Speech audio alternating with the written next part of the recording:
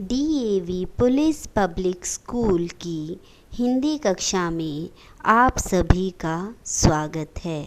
प्यारे बच्चों, आज हम पढ़ेंगे पाठ 4 कविता चींटी ने पाठ पढ़ाया।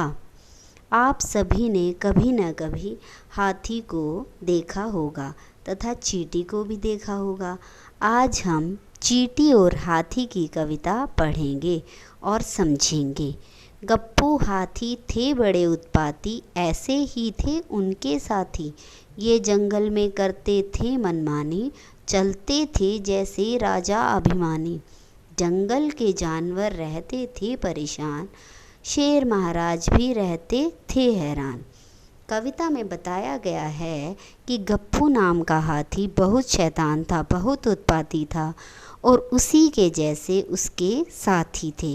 वे जंगल में मनमानी करते थे तथा राजा के समान अभिमान से चलते थे। इस कारण जंगल के सभी जानवर उससे परेशान रहते थे और उसे देखकर शेर महाराज भी हैरान हो जाते थे कि किस प्रकार यह गप्पू हाथी अभिमान से चलता है। एक दिन शेर महाराज ने सभा बुलाई और वहां आए सभी पशुओं को यह बात बताई। उन्होंने सभी पशुओं को कहा कि हमें मिलकर गप्पू हाथी को सबक सिखाना चाहिए। उसी समय चींटी ने कहा कि गप्पू हाथी को सबक सिखाने का काम मुझे सौंपा जाए। सभी जानवर बोले, अरे वाह, छोटे मुंह और बड़ी बात, देखो रे देखो चींटी की बिसात। अर्थात सब उसका उपहास मजाक करने लगे कि देखो छोटी सी चींटी क्या कह रही है।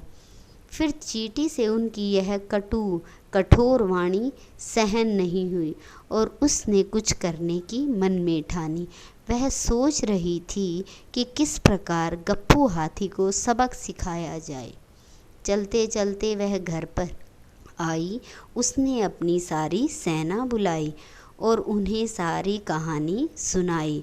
अब तो जंगल में बढ़ने लगी सारी चींटियाँ, वहाँ पर सारी चींटियाँ इकट्ठी हो गई और उनके बल से पूरी धरती कांपने लग गई थी। चींटी ने गप्पू के पास पहुंचकर उसे ललकारा। उसकी हरकत पर उसे खूब धिक्कारा क्योंकि वह सभी जानवरों को परेशान करता था। गप्पू बोला, जो भी है सामने आओ, अपना काला मुंह मुझे दिखाओ। यह सुन चींटी ने एक तमाचा मारा, अर्थात चींटी ने गप्पू हाथी को एक बहुत तेज थप्पड़ मारा। उसने दमादम गप्पू पर लातें बरसाई। गप्पू रोया पर चींटी को उस पर दया नहीं आई। फिर धीमे से चींटी गप्पू के सूंड के अंदर घुस गई और डंक मार मार कर उसकी सूंड सुझा दी। गप्पू अब दर्द से चिल्ला रहा था और बार बार प्रार्थना कर रहा था कि उसे कोई चींटी से बचा लो। चींटी ने गप्पू को समझाया कि अब जंगल में उत्पात नहीं करना, नहीं तो अड़ंगी अर्थात टांग अड़ाकर गिरा दूंगी। अब गप्पू हाथी डर के मारे रोने लगा और वह अपने कान पकड़कर कहने लगा, अब मैं ऐसी गलती कभी नहीं दोहराऊंगा, किसी को भी नहीं सताऊंगा तथा अपने बच्चों को भी उत्पात न करने के लिए समझाऊंगा। तो बच्चों, देखा आपने, एक विशालकाय हाथी को भी छोटी सी चींटी ने सबक सिखा दिया।